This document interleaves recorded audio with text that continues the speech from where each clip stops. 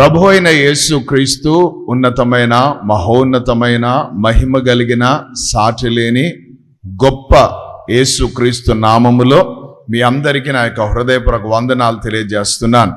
మరి ఒక అద్భుతమైన సమయం, యేసుతో సమయం ప్రభు మనకిచ్చినందుకు నేను దేవాది దేవునికి కృతజ్ఞతాస్తుతులు చెల్లిస్తున్నాను. దేవుని వాక్యంలోనికి మనం వెళ్దాం. 122వ కీర్తన 1వ మాట. 122వ కీర్తన మొదటి మాట.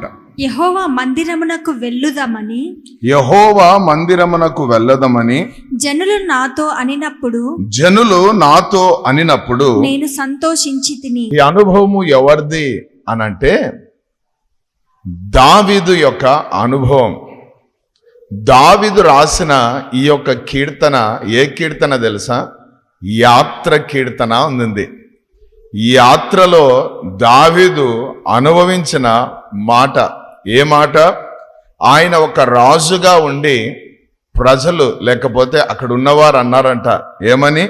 యెహోవా మందిరానికి వెళ్దాం రండి అన్నప్పుడు ఆ మాట విన్నప్పుడు ఈయన ఏమయ్యాడంట? కొంతమంది తల్లిదండ్రులు పిల్లలు మందిరానికి వెళ్తామంటే తిడతారు కదా. కొంతమంది మా దగ్గరికి వచ్చి చెప్తుంటారు, మా ఆయన మందిరానికి పోవద్దన్నాడన్నా, మా ఆమె మందిరానికి పోవద్దన్నదన్నా. ఇట్లాంటి కూడా ఉన్నారు. దేవునికి స్తోత్రం. పాలిథిన్ కవర్లో ప్లాస్టిక్ పేపర్లో బైబిల్ దాచిపెట్టుకొని ఒక ఆయన వస్తాడు మందిరానికి. ఎందుకంటే వాళ్ళ భార్య అన్నదంట, నువ్వు మందిరానికి పోతే విడాకులే అన్నదట. కానీ ఆయన మందిరానికి వెళ్లకుండా ఉండలేడట. దేవునికి స్తోత్రం. ఇక్కడ వచ్చి కూర్చోకుంటే నాకు ఆ వారం బోధనా కాబట్టి ఏది ఏమైనా కదా. దేవునికి స్తోత్రం. హల్లెలూయా. ఆమె ఇచ్చేది నేనే ఇద్దామని ఉన్నా, కానీ నువ్వు చెప్పే వాక్యం అడ్డుపడుతుందన్నా అన్నాడు. సో రాజుగారు ఏమవుతున్నాడట? సంతోషపడుతున్నాడట. అందరూ ఆమెందని చెప్పండి. మీరు ఎంతమంది సంతోషపడుతున్నారు? దేవునికి స్తోత్రం. రండి మన మందిరానికి వెళ్దామంటే ఏం చేయాలి? మనము సంతోషంగా పదండి అనాల. రాజులు మాత్రమే మాట చెప్పగలరు. ఆమెన్. లోకంలో ఉన్న వాళ్ళు చెప్పలేరు ఈ మాట. ఈ రోజా ఏ మందిరంలో ఏముంది ఈరోజు? ఇప్పుడా మందిరానికి ఎందుకు అన్నావంటే నువ్వు పొరపాటులో ఉన్నావని అర్థం. మీకు ఒక మాట చెప్తున్నాను, మనం అందరం వెళ్ళిపోయినా ఆయన ఇక్కడే ఉంటాడు. మనం అందరం ఆయన వచ్చినా ఆయన ఇక్కడే ఉంటాడు.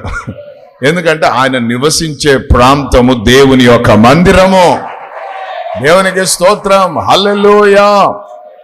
కాబట్టి ఇక్కడ దావీదు తన అనుభవంలో అంటాడు, యెహోవా మందిరమునకు వెళ్ళదమని జనులు నాతో అన్నప్పుడు నేను సంతోషించి తిని. దేవుని నామానికి మహిమ కలుగును గాక. మనమందరం కూడా అట్టి మనసుతో నింపబడదుము గాక, అట్టి ఆలోచనలతో నింపబడదుము గాక. దేవునికి స్తోత్రం. కొంతమందికి మందిరాలు కాకుండా ఇంకెక్కడికైనా పోవాలంటే భలే సంతోషం ఉంటుంది. దేవునికి స్తోత్రం. కానీ దేవుని మందిరానికి రావాలంటే చాలా బాధపడుతూ ఉంటారు, చాలా దుఃఖపడుతూ ఉంటారు, చాలా కదా ఒకలాంటి అయోమయమైన స్థితిలో వాళ్ళు ప్రవర్తిస్తూ ఉంటారు. అయితే ఈరోజు ప్రభు మనతో మాట్లాడబోతున్న అంశం ఏంటంటే మందిరం యొక్క ప్రాముఖ్యత. The importance of God's temple. Amen. దేవుని యొక్క మందిరపు యొక్క ప్రాముఖ్యత. దేవునికి స్తోత్రం.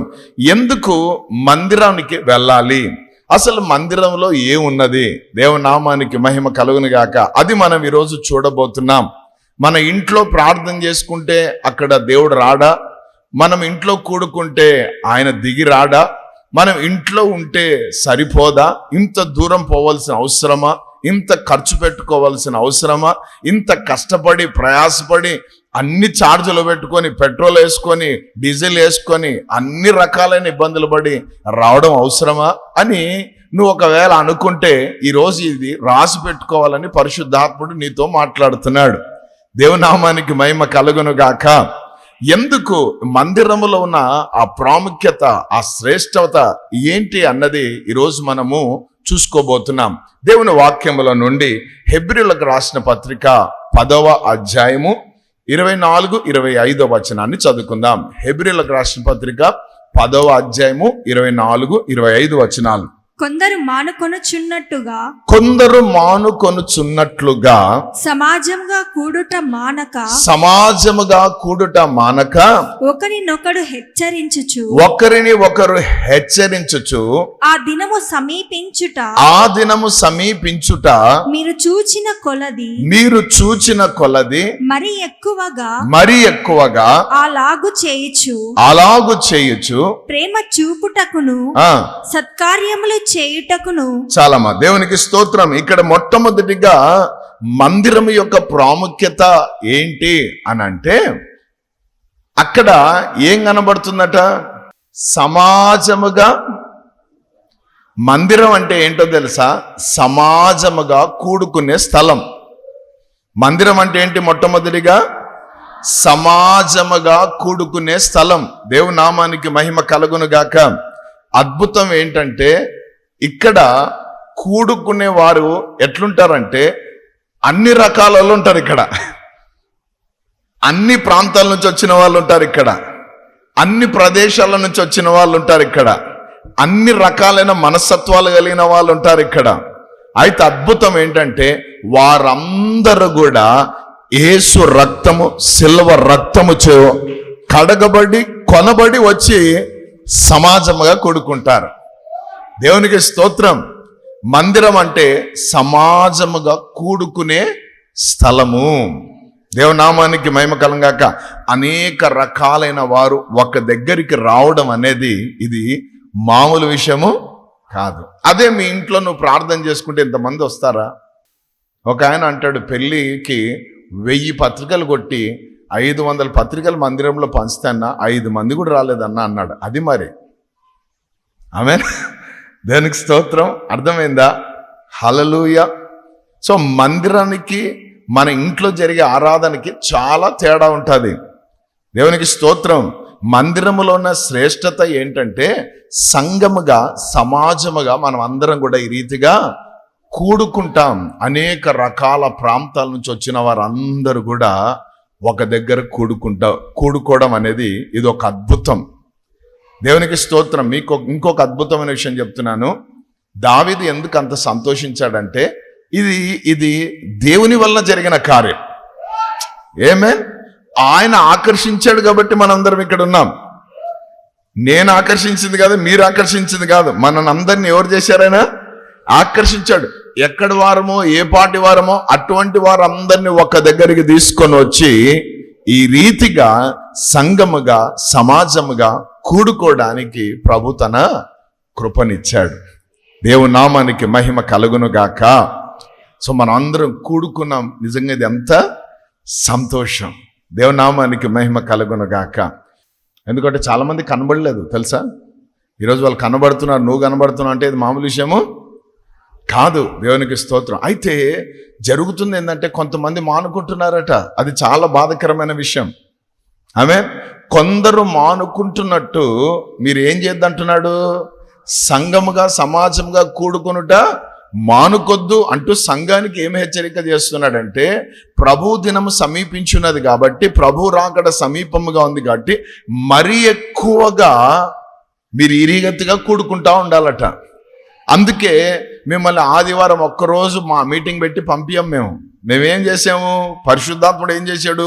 బుధవారము, శుక్రవారము, 2వ శనివారము, నెల చివరి రోజు కదా, 30వ తేదీ కావచ్చు, 31వ తేదీ కావచ్చు, 28 కావచ్చు, 29 కావచ్చు, చివరు సంపూర్ణ రాత్రి ప్రార్థన. సో ఇవన్నీ ఎందుకు? ప్రభువు రాకడ సమీపిస్తున్నది కాబట్టి, సమీపంగా ఉంది కాబట్టి మనం మరి ఎక్కువగా కూడుకుంటూ, మరి ఎక్కువగా ప్రభులో ఉంటూ, మరి ఎక్కువగా ప్రభుతో ఉంటూ, మరి ఎక్కువగా ముందుకు సాగాలని ఈ యొక్క కూడికలు ఏర్పాటు చేయబడ్డాయి. అయితే కొందరు మానుకున్నట్టు మనం ఆ లిస్టులో ఉండొద్దు. దేవునికి స్తోత్రం. హల్లెలూయా.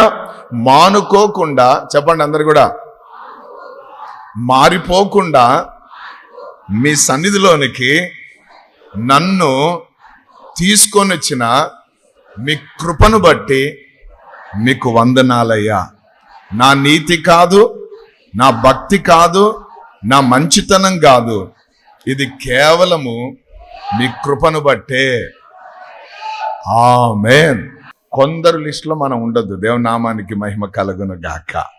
రెండవదిగా మందిరంలో ఉన్న ఆ యొక్క గొప్పతనం ఏంటంటే అపోస్తుల కార్యములు 5వ అధ్యాయము 42వ మాట. అపోస్తుల కార్యములు 5:42. ప్రతిదినము దేవాలయములోను అంటే మందిరములోను ఇంటింటను మానక బోధించుచు యేసే క్రీస్తని ప్రకటించుచుండిరి. అందరూ ఆమేన్ చెప్పండి. రెండవదిగా అపోస్తుల కార్యములు 5:42 మనం చూస్తే అక్కడ అలాగే అపోస్తుల కార్యం 2:42 అపోస్తుల కార్యము 2:42 అపోస్తుల బోధ యందును సహవాసమందును రొట్టె విరుచుట యందును ప్రార్థన చేయుట యందును ఎడతెగకయుండిరి. అందరూ ఆమేన్ చెప్పండి. హల్లెలూయా. మందిరములో ఉన్న గొప్పతనం ఏంటంటే, మందిరములో ఉన్న ప్రాముఖ్యత ఏంటంటే, మందిరములో మీకు బోధ దొరుకుతుంది. మందిరంలో ఏం దొరుకుతుంది? బోధ. ఆమేన్. లోకంలో ఏం దొరుకుతుందన్నా అంటే బాధ. లోకంలో బాధ ఉంది, మందిరంలో బోధ ఉంది. ఏ బోధ తెలుసా? ఆమేన్. క్రీస్తును గురించిన బోధ. హల్లెలూయా.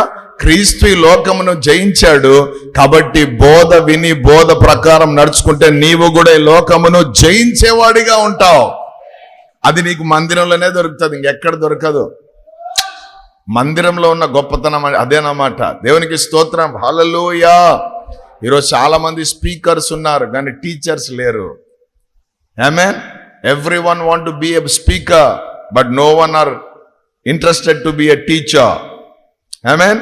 చాలా మంది స్పీకర్ అంటే చాలా మంది ప్రకటించే వాళ్ళుగా ఉండాలని ఇష్టపడుతుంటారు కానీ బోధించేవారుగా ఉండాలనేది చాలా తక్కువ. దేవునికి స్తోత్రం. హల్లెలూయా. అయితే మందిరంలో ఉన్న గొప్పతనం ఏంటంటే ఇక్కడ బోధ దొరుకుతుంది. ఏం దొరుకుతుంది? నీ బాధను పోగొట్టే బోధ. హల్లెలూయా. నిన్ను బలపరిచే బోధ, నిన్ను స్థిరపరిచే బోధ, నిన్ను ధైర్యపరిచే బోధ, దూర్చుకొని వెళ్ళిపోయే బోధ. దేవునికి స్తోత్రం. హల్లెలూయా. అందుకే ఆది సంఘం రక్షణ పొందుకున్న 3,000 మంది, మొదటి సంఘం 3,000 మంది ఏం చేశారు తెలుసా? బారు మనసు బాప్తిసం పొందుకున్న వీళ్ళందరూ కూడా అపోస్తుల బోధలో ఉన్నారంట. ఫస్ట్ ఏ బోధ? అపోస్తుల బోధ. దాని తర్వాత అపోస్తుల బోధ యందు, సహవాసమందు, రొట్టె విరుచుట యందు, ప్రార్థనల యందు ఎడతెగకుండా ఉన్నారట. ఎప్పటికీ అనండి అందరు కూడా. దేవునికి స్తోత్రం. హల్లెలూయా. మనుషులు పాతగా అయిపోతూ ఉంటారు. ఆమేన్. కానీ బోధ మాత్రం నూతనమైతా ఉంటుంది. బైబిల్లో ఉన్న బ్యూటీ, వాక్యంలో ఉన్న బ్యూటీ ఏంటంటే నేను చెప్పే వాక్యం కొన్ని వేల మందో లక్షల మందో చెప్పింటారు కానీ అద్భుతం ఏంటంటే అందరూ ఒక్కొక్కరు ఒక్కొక్క రీతిగా చెప్పింటారు. అందరూ ఒకేలాగా చెప్పరు. ఇప్పుడు నేను వచనం ఎత్తినాను అనుకో, అబ్బా ఇదా ఆయన చెప్పినాడులే అనడానికి లేదు. ఎందుకు? దాంట్లో ఇంకొక కొత్త మాట దేవుడు బయటకు తీసుకొని వస్తాడు. కాబట్టి అది మందిరంలోనే మనకు దొరుకుతుంది. దేవునికి స్తోత్రం. నేను లైవ్లో చూసినాను అంటే ఏం చూసింటావు లైవ్లో? ఇప్పుడు దూరం అంటే దేశాలు దాటిపోయినావంటే, రాష్ట్రాలు దాటిపోయినావంటే ఓకే. ఒక ఫర్లాంగ్ లేదు. ఇంట్లో ఉండి నేను చూశానులే అంటే నీకు అక్కడ ఇంత ఉజ్జీవముతో కూడిన అక్కడ ఆమెన్ అనేవాళ్ళు ఉంటారు, హల్లెలూయా అనేవాళ్ళు ఉంటారు. ఎవరుంటారు? అమ్మా స్టవ్ ఆఫ్ చేయాలా, కుక్కర్ మూత పెట్టాలా, వీళ్ళు ఉంటారు. రే కుక్క పిల్ల వచ్చిందిరా, రే పంది పిల్ల వచ్చిందిరా, ఏ ఉంటాయి మనకు కదా. ఇక్కడ ఏం దొరుకుతుందంటే మందిరంలో. దేవునికి స్తోత్రం. నీవు మందిరానికి వెళ్ళకపోతే నీకు ఏం జరుగుతుంది? బాధ ఎక్కువవుతుంది. ఎవరో భలే చెప్పారు. ఆమేన్. బాధలు ఎక్కువ అవుతాయి.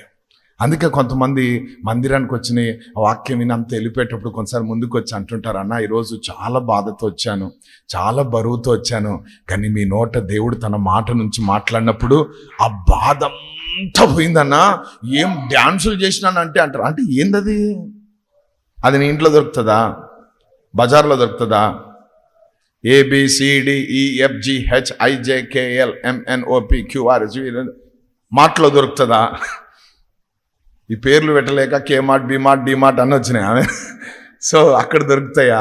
నో, ఇది మందిరంలో దొరుకుతుంది. దేనికి స్తోత్రం, ఆమేన్. సో నీ యొక్క బాధకు సొల్యూషన్స్ అన్ని కూడా ఇక్కడే ఉంటాయన్నమాట. సో దేవుడు తన సేవకుల నోట ఏం పెట్టింటాడు? బోధ పెట్టింటాడు. అందుకే నేను ఎప్పుడు చెప్తాను, మందిరానికి వచ్చినప్పుడు బోధించాలి. మీరు కూడా నేర్చుకోండి. మందిరంలో ఏముండాలా? బోధ ఉండాలి. మందిరం బయటికి పోయిన తర్వాత అక్కడ ప్రకటన ఉండాలి, అక్కడ ప్రకటించేది ఉండాలి, అక్కడ ప్రీచింగ్ ఉండాలి, ఇక్కడ టీచింగ్ ఉండాలి. ఆమేన్. ఈ టీచింగ్ని తీసుకుపోయి నువ్వు అక్కడ ప్రీచింగ్లో పెట్టినావు అనుకో, వాళ్ళు తలగా గిరుక్కుంటారు, ఏం అర్థం కాదు. ఆమేన్, హల్లెలూయా. అక్కడ ప్రీచింగ్ తీసుకొని వచ్చి ఇక్కడికి చెప్పినావు అనుకో, ఓరే నీ రక్షణ పొందుకొని ఇన్ని సంవత్సరాలు ఏంది, ఇప్పుడు మారు మనసు అంటాడేంది, ఇప్పుడు బాప్తి ఓ అమ్మా ఇది పిల్లప్పుడే అని ఇక్కడ అది ఉంటుంది. సో సంథింగ్ ఇస్ డిఫరెంట్ కదా. కాబట్టి మనం అది నేర్చుకోవాలి. దేవునామానికి మహిమ కలుగును గాక. హల్లెలూయా. దేవునామానికి మహిమ కలుగును గాక. సొలొమోను కొన్ని వేల గొర్రెలని, కొన్ని లక్షల గొర్రెల్ని ఆయన వధ చేశాడు, అది చేశాడు, ఇది చేశాడు అని బైబిల్లో ఇక్కడ చెప్పుకోవచ్చు. అదే అక్కడ చెప్పినాం అనుకో, ఈ దేవుడు ఏ దేవుడు రా నాయన, గొర్రెల్ని కోశారట, రక్తం గార్చాడంట, వారికి ఏమైనా అర్థమవుతుందా? గొప్పతనం ఏంటంటే మందిరం అనేది బోధ దొరికే ప్రాంతం. హల్లెలూయా, దేవునికి స్తోత్రం. దాని తర్వాత చూడండి, మందిరం అపోస్తుల కార్యములు 13:43. అపోస్తుల కార్యం 13వ అధ్యాయము 43వ మాట. సమాజ మందిరంలోని వారు లేచిన తరువాత అనేకులు యూదులను, భక్తి పరులైన యూద మత ప్రవిష్టులను పౌలును బర్నబాను వెంబడించిరి. ఆమేన్. వీరు వారితో మాట్లాడుచు దేవుని కృపయందు నిలుకడగా నుండవలెనని వారిని హెచ్చరించిరి. Praise the lord. దేవునికి స్తోత్రం. మందిరంలో ఏముంటది తెలుసా? దేవుని కృప ఉంటుంది. మందిరం అనేదే దేవుని కృప. ఆమేన్. ఈరోజు మనం ఎక్కడెక్కడో అంతా ఇక్కడ కూర్చున్నాం సమాజంగా అంటే ఇది దేవుని, మన నీతి కాదు, మన భక్తి కాదు. మన నీతి, మన భక్తి దేవుని దృష్టిలో మురికి గుడ్డలతో సమానం. డర్టీ క్లాత్ లాగా అంటే అనమాట. బండ్లకు తుడుచుకుంటాం చూడ బట్ట, ఎట్లుంటుంది అది, అటువంటిది. కానీ దేవుని యొక్క కృప మనకి ఏమిచ్చింది? ఒక మందిరం ఇచ్చింది. ఆమేన్. ఒంటరిగా బయలుదేరుతున్నాడు, తండ్రి వెళ్ళమన్నాడు, తల్లి వెళ్ళమన్నది. ఉన్న ఒక అన్న శత్రువు అయిపోయాడు, ఎక్కడికి పోవాలో అర్థం కాలేదు. ఒక కర్ర పట్టుకొని బయలుదేరాడు. ఉన్న పాటున మరణం అతని వెంటాడుతూ ఉంది. ఆమేన్. దేవునికి స్తోత్రం. ఆయన పేరే యాకోబు. అందుకే చూడండి ఆదికాండం 28:15. 28:15. ఇదిగో నేను నీకు తోడై ఉండి నీవు వెళ్ళు ప్రతి స్థలమందు నిన్ను కాపాడుచు ఈ దేశమునకు నిన్ను మరలా రప్పించెదను. నేను నీతో చెప్పినది నెరవేర్చు వరకు. దానికంటే ముందు చదవమ్మా 14 అట్లా. నీ సంతానము 13 మరియు యెహోవా దానికి పైగా నిలిచి నేను నీ తండ్రి అయిన అబ్రహాము దేవుడను. పైగా అప్పుడు అతడు ఒక కల కనెను, అందులో ఒక నిచ్చెన భూమి మీద నిలుపబడి ఉండెను. దాని కొన ఆకాశమునంటెను, దాని మీద దేవుని దూతలు ఎక్కుచు దిగుచునుండిరి. ఏమంట? అందరు చెప్పండి ఆ మాట. దేవదూతలు ఎక్కుచు దిగుచు నుండి. అందరు చెప్పండి. ఎక్కుచు దిగుచు, ఎక్కుచు దిగుచు నుండిరి.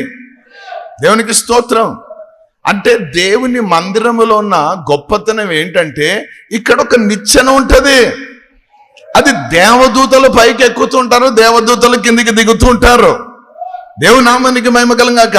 అందుకే యాకోబు స్థలానికి ఏమన్నాడు, అమ్మో ఇది బహు భయంకరమైన స్థలం అని చెప్పి, ఇది దేవుని మందిరమే తప్ప ఇంకా వేరేది ఏది కాదు అని చెప్పి దానికి ఏం పేరు పెట్టాడు, బేతేలు అన్నాడు.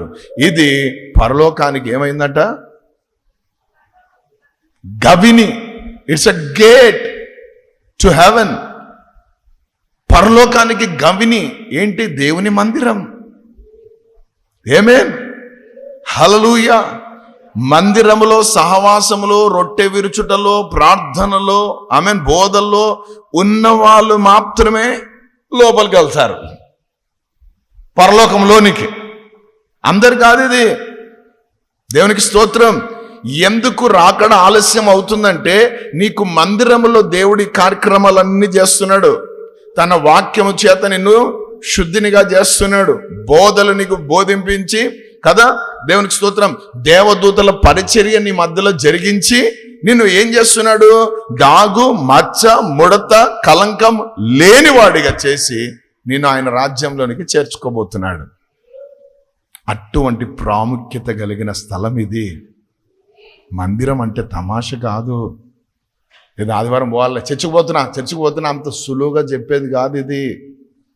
అందుకే అంటాడు, నీవు మందిరమునకు వెళ్ళినప్పుడు నీ ప్రవర్తన జాగ్రత్తగా చూసుకో. నిచ్చెనుందట, దేవదూతలు ఎక్కుచున్నారు, దిగుచున్నారు. ఇక్కడ నువ్వు చేసే ప్రతి ఆరాధన అక్కడ రిపోర్ట్ చేస్తూ ఉంటారు వాళ్ళు. ఇక్కడ నువ్వు ప్రవర్తించిన ప్రతి ప్రవర్తన అక్కడికి వెళ్తూ ఉంటుంది. నువ్వు ఏ టైంలో వచ్చావు, నువ్వు ఎంతగా ఆయన సన్నిధిలో నువ్వు గడిపావు, ప్రతి దానిని కూడా ఆయన ఒక క్యాల్కులేషన్గా పెట్టుకుంటాడు అక్కడ. దేవునికి స్తోత్రం. ఇది ఒక గవిని అయి ఉన్నది ఇది. ఆమేన్. అసలు ఆయన జీవితానికి, ఆయన వెళ్తున్న పరిస్థితికి, ఈ దర్శనానికి ఏమైనా ఉందా బంధం? ఏమీ లేదు అక్కడ. కానీ అద్భుతమైన దర్శనం చూస్తున్నాడు ఆయన. అద్భుతమైన కళ దేవుడు అతనికి చూపిస్తున్నాడు. ఆ కళ మందిరము కళ. దేవునికి స్తోత్రం, హల్లెలూయా. అందుకే ఆ మందిరములో ఆయన ఒక ఒడంబడిక చేసుకుంటున్నాడు. అయ్యా, నాకు కూడు గుడ్డ బట్ట ఇస్తే చాలు, నేను క్షేమంగా తిరిగి మళ్ళీ నేను ఇక్కడికి వచ్చినప్పుడు నీకు నేను దశమ భాగములను చెల్లిస్తాను అని. ప్రైజ్ గాడ్, హల్లెలూయా. సో అది కృపతో నింపబడిన ప్రాంతం. ఇప్పుడు యాకోబు ఏం పొందుకున్నాడు? కృప పొందుకున్నాడు. గాడ్స్ ఫేవర్ వచ్చింది ఆయన మీదకి. మమ్మీ వదిలేసి, డాడీ వదిలేసి, బ్రదర్ అందరు అయిపోయినారు. ఇప్పుడు దేవుని కృపలో ఆయన బయటకు వచ్చాడు. అద్భుతం ఏంటో తెలుసా? ఎప్పుడైతే ఆ కళను చూసి, ఆ దర్శనాన్ని చూసి, ఆ మందిరాన్ని చూసి ఎప్పుడైతే బేతేలు నుంచి బయటకు వచ్చాడో, దేవునికి స్తోత్రం, హల్లెలూయా. వాక్యం అంటది, యాకోబుకు దేవుడు తోడై ఉండెను. హల్లెలూయా. అద్భుతమైన మాట చెప్తా. లాబాను ఇంట్లో ఎప్పుడైతే అడుగు పెట్టాడో, ఆ లాబాను ఇంటి పరిస్థితులే టోటల్గా మారిపోయినాయి. దేవుని బిడ్డలారా, ప్రతిదీ కూడా మార్చేశాడు అంతే. ఇది యాకోబు చెప్పుకోలేదు, లాబాను చెప్తున్నాడు. అయ్యా, నువ్వు నా ఇంట్లో ఏ దినాన్నైతే అడుగు పెట్టినావో ఆ మరుక్షణము నుండి దేవుడు మమ్మల్ని ఆశీర్వదించడం ప్రారంభించాడు. ఒక ప్రవచనాత్మకమైన మాట చెప్తున్నాను.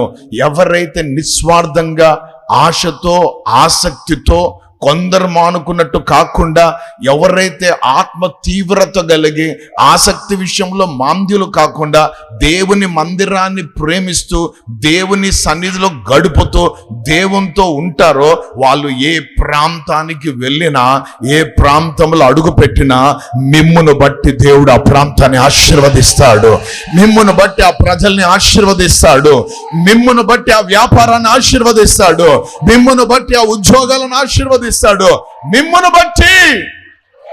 ఆమేన్, ఆమేన్. ఉబేదేదోము ఇంట్లో మందస పెట్టి ఉంటే ఇంటిని ఎట్లయితే ఆశీర్వదించాడో, ఈరోజు మనమే ఆ మందసు పెట్టే. మనం ఎక్కడుంటే అక్కడ అంతే. దేవునికి స్తోత్రం. హల్లెలూయా. ఆమేన్. సో దేవదూతలు సంచరించే స్థలం దేవుని. అందరూ ఆమెందని చెప్పండి. అట్టి కృప దేవుడు మన మందిరానికి ఇచ్చాడు. ఆమేన్. హల్లెలూయా. ఒక్కరు కాదు, ఇద్దరు కాదు, ఎంతో మంది ఈ సాక్ష్యాన్ని చెప్పారు. వారి యొక్క సంచారం ఇక్కడ ఉంది. దైవ సేవకులు అది చెప్పారు, విశ్వాసులు అది చెప్పారు. దేవుని నామానికి మహిమ కలుగును గాక. సకల ఘనత మహిమ ప్రభావాలు యేసయ్యకు మాత్రమే చెల్లును గాక. ఆమేన్. సో మందిరములో మనం ఆసమస్యగా ఉండడానికి వీల్లేదు. దేవదూతలు కనిపెట్టుకొని చూస్తుంటారు. వారికి మనం వేదిక అయి ఉన్నాం. ఇప్పుడు నన్ను ఎట్లా చూస్తున్నారో మిమ్మల్ని కూడా అట్లా చూస్తుంటారు వాళ్ళు. హల్లెలూయా. ఎక్కుతున్నారట.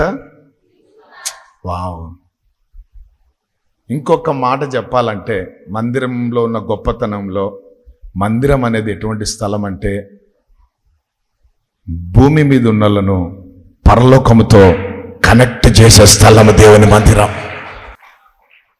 ఆమేన్. నిత్యము వాళ్ళకు మనకు కనెక్షన్ ఉంటుంది దేవుని మందిరములో. అందుకే హన్నా ఏం చేసింది? ఇంట్లో ప్రార్థన చేయలే, ఇంట్లో కూర్చొని ఏడవలే, ఇంట్లో గొనుగుడు సనుగుడు బాధలు తప్ప వేరే ఏమీ లేదు. పోరుతో సమస్య ఉంది తప్ప వేరేది ఏమీ లేదు. కానీ తీర్మానం తీసుకొని షీలో మందిరంలోకి వచ్చి ఏం చేసింది? కూర్చుంది అంతే. ఈరోజు ఏదో ఒకటి ఈరోజు ఏదో ఒకటి నన్ను రాయలసీమ భాషలో చెప్పాల, పంచాయతీ ఏందో ఒకటి తెరుచుకోవాలి ఈరోజు అని కూర్చుంది మందిరంలో. నువ్వు ఎప్పుడన్నా కూర్చున్నావు మందిరంలో? ఎప్పుడు 1 గంట అవుతుందా పరిగెడదామా, ఎప్పుడు 2 అవుతుందా ఒంట్లో పోయి గుర్తున్న 4 ముద్దల మీద పండుకుందామా, ఇదే కదా మన బాధ అంతా. కానీ వాళ్ళు తీర్మానం తీసుకున్నాడు. తీర్మానం తీసుకుందామే.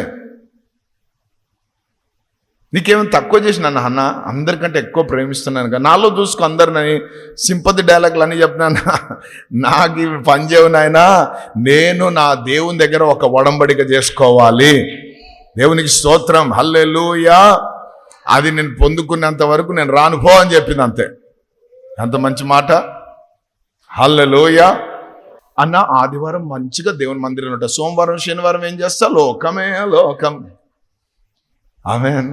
హల్లెలూయా. ఆమేన్. కాబట్టి జాగ్రత్త దేవుని బిడ్డ. తీర్మానంతో కూర్చుంది అంతే. అందరిని వదిలేసింది. మనోవేదనతో లోపల ఏడుస్తుంది, కన్నీళ్లు కారుతా ఉన్నాయి. భలే ఒడంబడిక చేసింది. ఆమె ప్రార్థన కోసము దేవుడు ఏం చేశాడు తెలుసా? ఆమె తీర్మానం, ఆ ప్రార్థన కోసం ఎదురు చూస్తున్నాడు. ఒక గొడ్రాలు ప్రార్థన. డాక్టర్లు సర్టిఫికెట్ ఇచ్చారు అయిపోయిందని, అందరి చేతులు ఎత్తేశారు ఫినిష్డ్ అని. కానీ ఈమె అంటది, నువ్వు నాకు ఒక కుమారునిస్తే వాణ్ణి నేను మందిరములో విడిచిపెడతా. ఆమేన్. హల్లెలూయా. దేవుడికి తన మందిరాన్ని చూసుకునే వాళ్ళు కావాలి. వెంటనే ఏమన్నాడు? ఆమెందన్నాడు అంతే. ఆయన ఆమెందన్నవాడు. దేవునికి స్తోత్రం. దైవసేవకు నోట మాట పెట్టాడు, వచ్చే ఈడికి నీ ఒళ్ళో ఎవడుంటాడు? ఒక కుమారుడు ఉంటాడు. వాడు పాలు మానుకున్న మరుసటి నిన్న తీసుకొని వచ్చి వదిలేసిపోయింది అంతే. సంవత్సరానికి ఒకసారి వస్తుంది ఆమె. మన పిల్లల్ని హాస్టల్లో వదిలితే రోజుకి 5 సార్లు ఫోన్ చేస్తాం. అమ్మ ఒకసారి ఫోని, ఒక్కసారి ఫోన్ని కదా. కానీ ఈమెం చేసిందంట, సంవత్సరానికి ఒక్కసారి మందిరం. అన్నాకంటే ఎంత కృప పొందుకున్న వాళ్ళమయ్యా మనం. ప్రతిరోజు వచ్చే అవకాశం దేవుడు మనకిచ్చాడు. కానీ సోమరితనంతో రాలేకపోతున్నాం. ఆమె మాత్రం సంవత్సరానికి ఒకసారి వస్తుంది పరివారం అంతటితో. హల్లెలూయా.